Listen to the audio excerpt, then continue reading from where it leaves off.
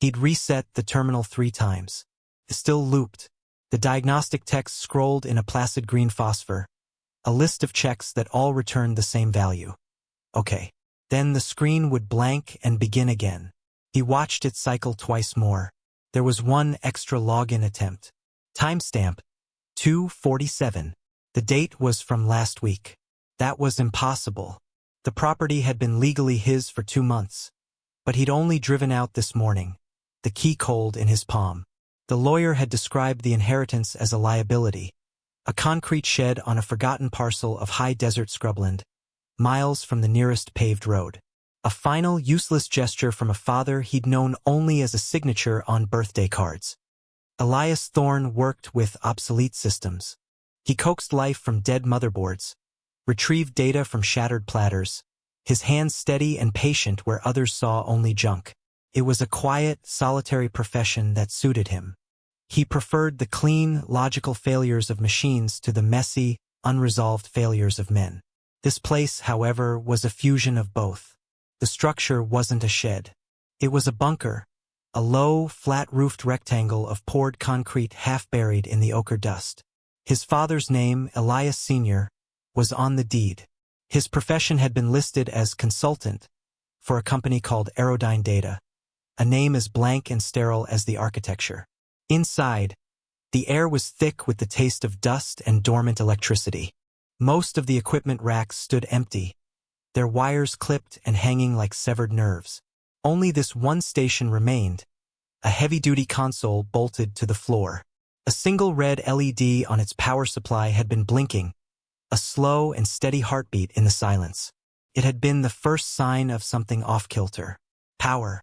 The utility bills he'd inherited showed the account was active, a minimal charge each month for meter maintenance, but there was a current draw, small but persistent, enough to keep a standby circuit alive. He ran a hand over the cool plastic of the keyboard, the keys worn smooth in the center. The login attempt was a ghost, a digital footprint left by no one. He leaned back in the creaking metal chair, the sound loud in the tomb-like quiet. Outside, the wind scoured the desert, a low, mournful sound that seeped through the seals of the heavy steel door. His brother, Leo, had loved the desert. He'd spoken of the silence, the way it cleared your head.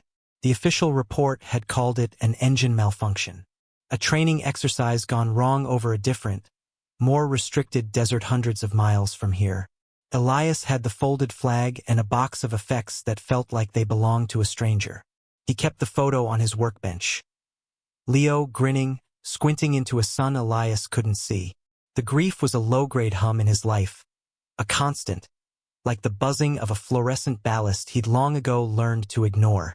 But here, in the profound silence of his father's last secret, the hum was louder. He looked at the screen, the login attempt, a question without an author. He leaned forward and began typing, his fingers moving with practiced economy. He didn't know what he was looking for. He only knew that the system was supposed to be dead. And it wasn't. He accessed the command line. He checked the date. It was correct. The first layer was a shell, a decoy operating system designed to look like a simple weather monitoring station. It logged temperature, barometric pressure, wind speed. The data was plausible, dull. But the timestamps were wrong. They came in frantic, irregular bursts, then long periods of silence. A storm that lasted 7 seconds. A full day of identical pressure readings down to the 5th decimal. It was noise. Deliberate, manufactured noise. Elias spent 3 days at the station, driving back to his small apartment in the evenings to shower and eat, then returning before dawn. He brought his own tools. A set of precision drivers, a portable oscilloscope, a laptop loaded with diagnostic software he'd written himself. He felt a familiar calm settle over him, the focus of diagnosing a broken thing. He was a fixer. It was his purpose. The ghosts could wait. He found his father's presence not in the code, but in a physical logbook tucked inside a service panel.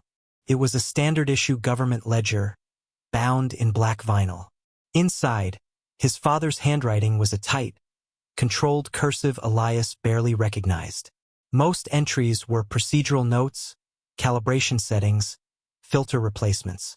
But some were different. He'd marked certain dates with a small, neat asterisk. Beside them, single words, fraying echo distortion on September 14th, 8 years ago. The entry was longer. Signal override from primary source. Sustained acoustic event. 14 hours 32 minutes and 7 seconds to 14 hours 32 minutes and 11 seconds. Data corrupt. Logged as seismic interference. Elias stopped. He didn't need to check the date. It was seared into his memory.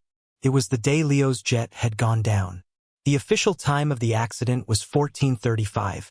A cold pressure built behind his eyes. He closed the logbook and placed it carefully on the console. The weather station was a lie. The data wasn't about the atmosphere. He worked for another hour, his movements precise and automatic, tracing the physical connections from the main processor to a series of shielded cables that led into a conduit set deep in the concrete floor.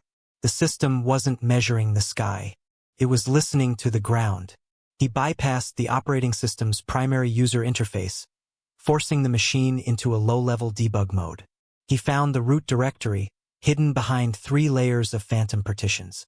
The file system was encrypted. Of course it was. But the encryption was old, a proprietary algorithm from the late 90s. He recognized the architecture. Aerodyne Data. He'd salvaged a system for a successor company once, years ago. They had a backdoor, a master key based on the hardware serial number and a fixed alphanumeric string.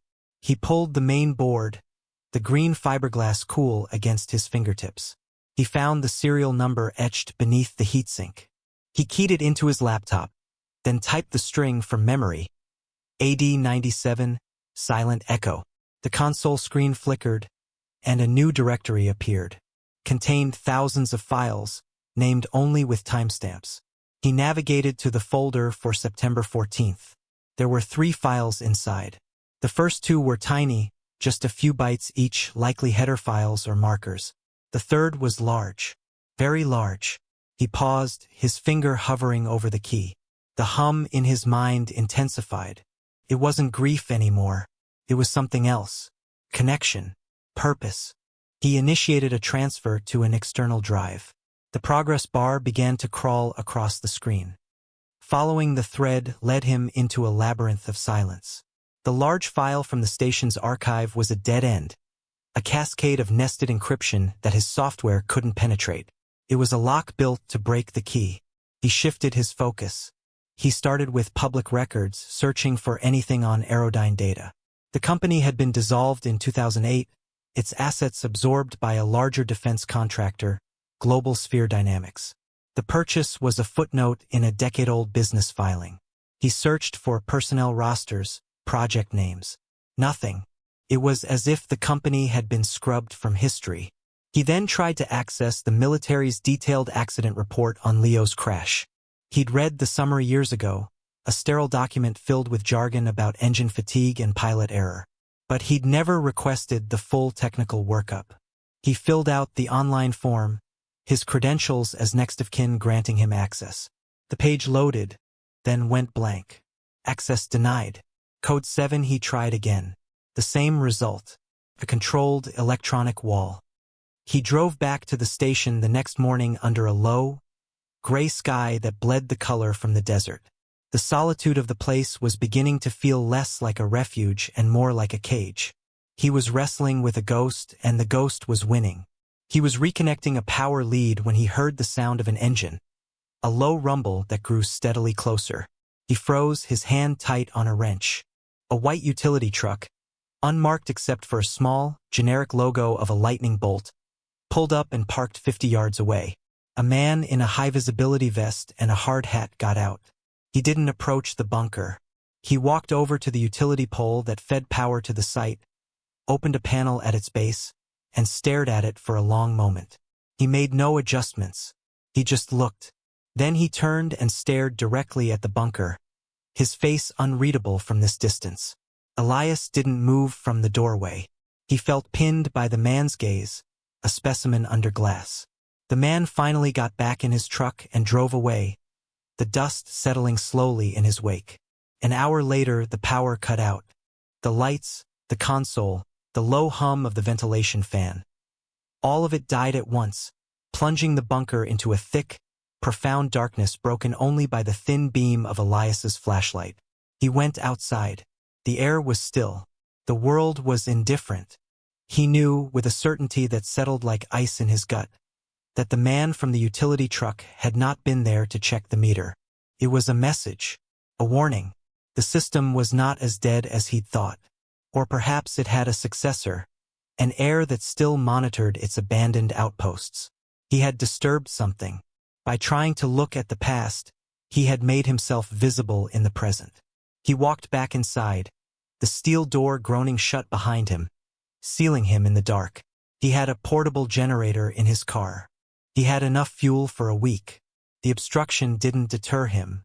Clarified things. This was no longer about grief. It was about a debt. The truth was in that encrypted file, and the silence surrounding it was no longer passive. It was active. It was hostile. He pulled the starter cord on the generator. The engine sputtered to life, a harsh mechanical cough in the vast quiet. The lights flickered on. The console screen glowed. He went back to work. The fourth day bled into the fifth.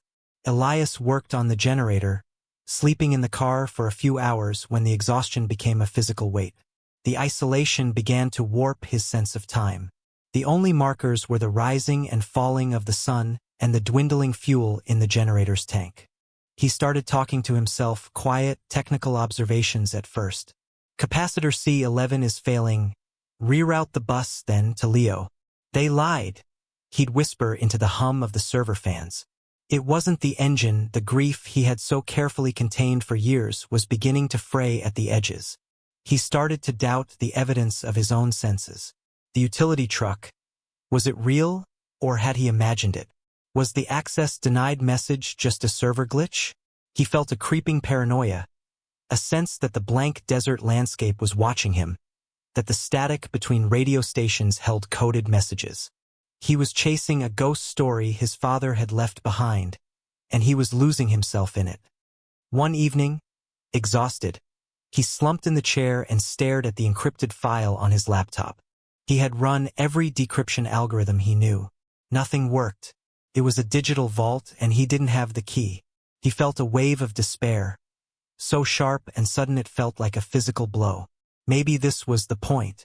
Maybe the whole system was an exercise in futility, designed to trap inquisitive minds in a feedback loop of obsession. Maybe his father had died as quietly frustrated as he was now. He closed his eyes, and a memory surfaced, unbidden and painfully clear. The notification. 2 officers in dress uniform standing on his doorstep. Their faces were blank, practiced masks of sympathy. They'd used words like heroism and unfortunate malfunction. Elias, only 22 at the time, had just nodded, his throat too tight to speak. He remembered the feel of the folded flag they handed him, the stiff, precise corners of the fabric. He had looked past them, out at the quiet suburban street, and had the distinct feeling that the world was a thin veneer, a stage set, and that something vast and terrible was operating just behind it. He had pushed that feeling down, buried it under work and routine and the quiet, orderly logic of circuits.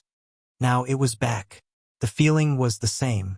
The sterile room where he worked was the same. The blank expressions of authority were the same, just translated into code and a silent utility truck. This wasn't a delusion born of grief. It was the grief sharpening his focus, allowing him to see the pattern he'd refused to see before. The system wasn't a ghost. It was a machine, and all machines have a designer. He opened the worn vinyl logbook again, his father's last will and testament. He scanned the pages not for technical data, but for a human connection. Tucked into the back cover in a small pocket was a business card. The card was yellowed with age, the type slightly faded. Arthur Finch, systems architect. Aerodyne data below the name was a phone number and an address in Silver Creek, a small town 200 miles away. It was a long shot. The card had to be 20 years old. But it was the only part of the thread that led to a person, not a machine. He wrote down the name and address. The doubt receded, replaced by a cold, clear resolve. He wasn't going crazy. He was getting close. Silver Creek was a town shrinking in on itself, its main street a collection of boarded-up storefronts and a single, flickering traffic light. Arthur Finch lived in a small, tidy house at the end of a cul-de-sac. Elias had called first. The voice that answered was thin and dry, like old paper. Finch had been reluctant, his words clipped and suspicious. But when Elias mentioned his father's name and the relay station, there was a long pause. He'd agreed to meet, but not at his home. The diner on the highway, he'd said. 4 o'clock. The diner was a capsule of worn linoleum and cracked red vinyl. Fluorescent lights buzzed overhead. Finch sat in a corner booth, a cup of black coffee untouched in front of him. He was a small, bird-like man, his skin mapped with wrinkles, his eyes a pale, washed-out blue. He watched Elias approach with a look of weary resignation, as if he'd been expecting this visit for years. Elias slid into the booth. The air between them was heavy with unspoken history. "You're Elias Thorne's boy," Finch said. It wasn't a question. "You have his eyes." "You knew him," Elias stated. "I worked with him. For him, at the end," Finch corrected quietly. He finally picked up his coffee cup, his hand trembling slightly. "That station. It should have been bulldozed 20 years ago. Some things are better left buried." "The system wasn't for weather," Elias said, keeping his voice level. "It was an acoustic survey system." Finch's pale eyes flickered with something. Not surprise, but a kind of pained recognition. He took a slow sip of coffee. "That was the project's benign designation." "Yes." It listened.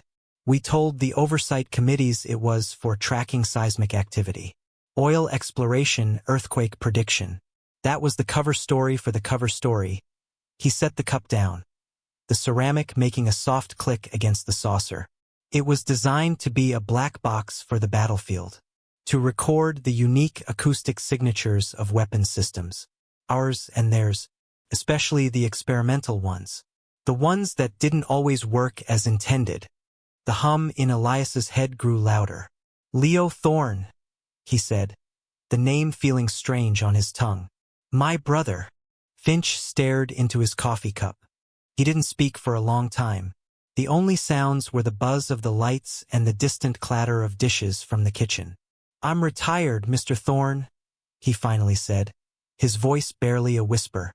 "I signed so many non-disclosure agreements I can't even remember what I'm not supposed to be talking about. It was a long time ago." "The file is encrypted," Elias pushed, leaning forward slightly. "Aerodyne. AD 97. Silent Echo gets me past the OS, but not into the data files." Finch flinched at the code string, a muscle twitching in his jaw. He looked up, and for the first time Elias saw a fissure in his controlled blank facade. He saw a flicker of profound guilt. "Your father was a good man," Finch said, his voice strained. "He was a purist. He believed in the integrity of the data. When they started redacting the logs, editing the record, he couldn't stand it. He built redundancies, traps. The file you have is not encrypted in the way you think. It's not a lock. It's a sequence." "What sequence?" Finch shook his head, looking away toward the grimy window. He called it the key of context. You can't open one file. You have to queue them. The file from your brother's incident. It's the core, but it needs 2 others to unlock. A baseline recording from before the event and a system diagnostic log from immediately after. You try to open it alone, it self-corrupts. You line up the 3 files in the right order in the command queue, the system sees the context, and it opens. He looked back at Elias, his eyes pleading. "Leave it be, son. That's my advice. I'm giving it to you for your father's sake. The people who built that system, the program it served. The names have changed, but the function hasn't. You open that file, you're not just digging up the past. You're marking yourself for the present." Elias said nothing. He watched the old man, the trembling hand, the haunted eyes. He had his answer. Finch had given him more than a key. He had given him a confession. A confirmation that the monster behind the curtain was real. He slid out of the booth. "Thank you for the coffee, Mr. Finch," he said. He didn't wait for a reply. He walked out of the diner into the flat, gray light of the afternoon, the name of the sequence echoing in his mind. The key of context. His father hadn't just saved the data. He had protected it. He had left a breadcrumb trail for the one person he knew would have the patience and the motivation to follow it. Back in the sterile confines of the bunker, the generator humming its steady, monotonous rhythm, Elias felt a strange sense of calm. The paranoia had burned away, leaving behind a cold, hard certainty. Finch's confession had been the final piece of the puzzle. He now understood his father's design.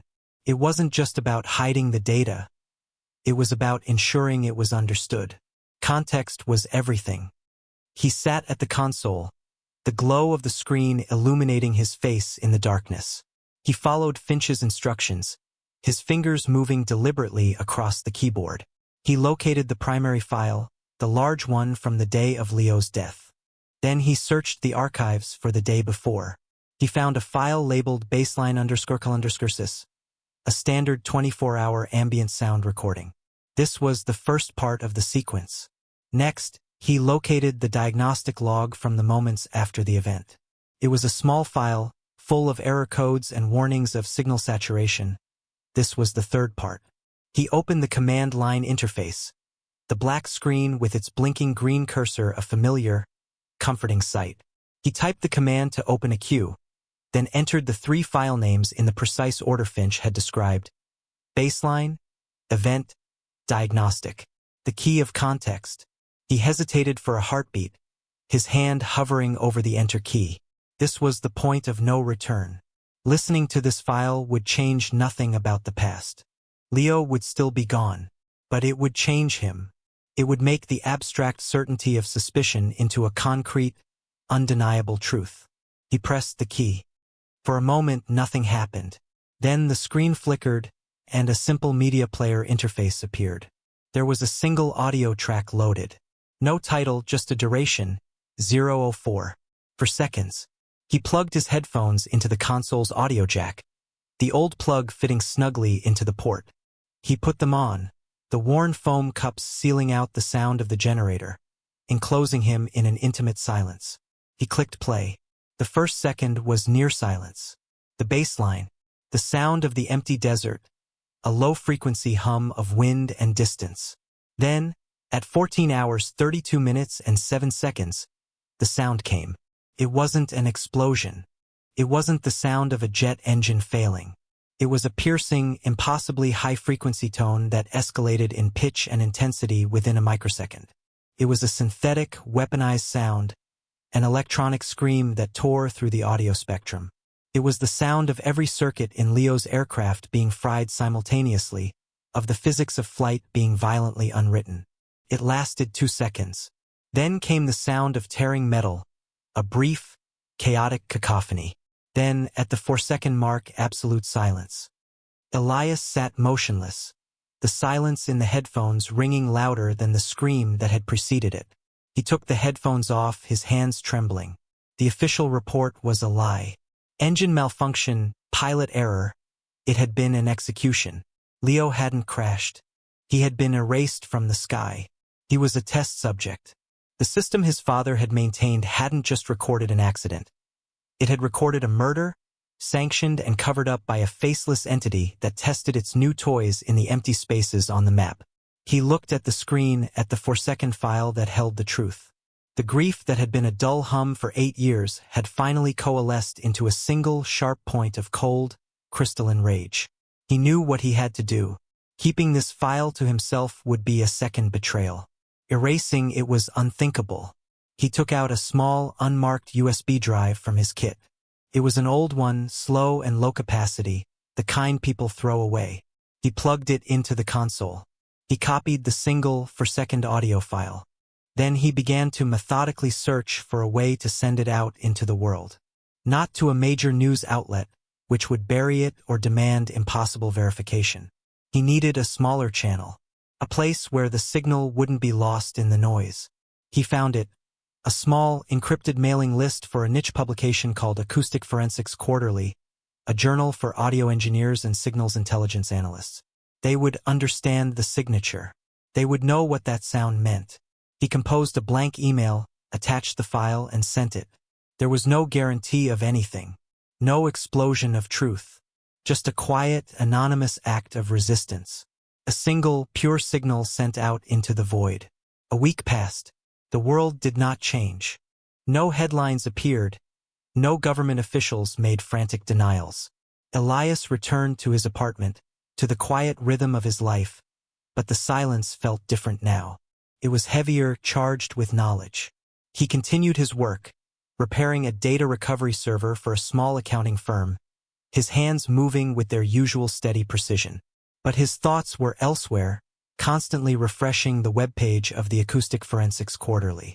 On the 8th day it appeared, not as a front-page story, but as a short, cautious post in their analysis section, under the heading, Unidentified Acoustic Event from Unverified Source.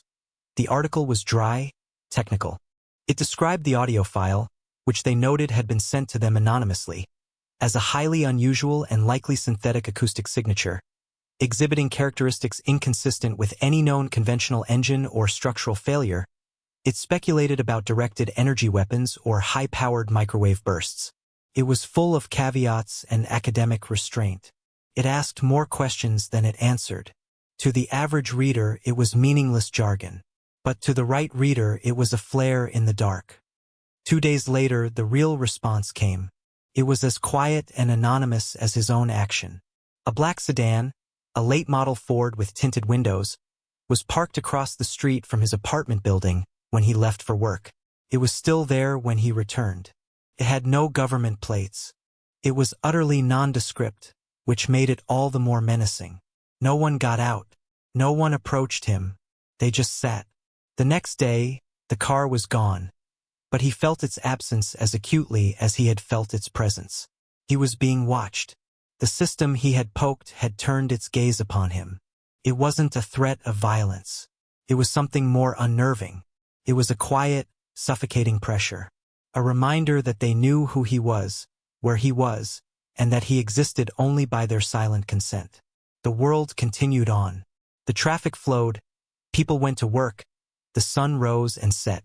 Nothing had happened, but something had irrevocably shifted. He had traded his private grief for a public, invisible burden. He was no longer just a man haunted by a memory. He was a man marked by a system, a quiet patriot who had spoken a truth no one was prepared to hear. The silence that followed was not an absence of noise, but a presence of power. He checked the journal's website again. The article had been removed. He drove out to the desert one last time. The sky was a vast, empty blue. The sun a white-hot disk. The generator had long since run out of fuel. He opened the heavy steel door and the sunlight cut a sharp rectangle into the cool darkness of the bunker. The air inside was stale, inert. The console screen was black. The red standby light was dark. The machine was finally, truly asleep. He felt no sense of triumph, no catharsis. Just a profound, aching weariness. He had done what he came to do. He had found the truth, and he had set it free, in its own small, compromised way. Now there was nothing left but to clean up. Methodically, he began to decommission the station. It was a professional courtesy, a final sign of respect for his father's work and for the terrible secret the machine had kept. He disconnected the portable generator and loaded it into his car.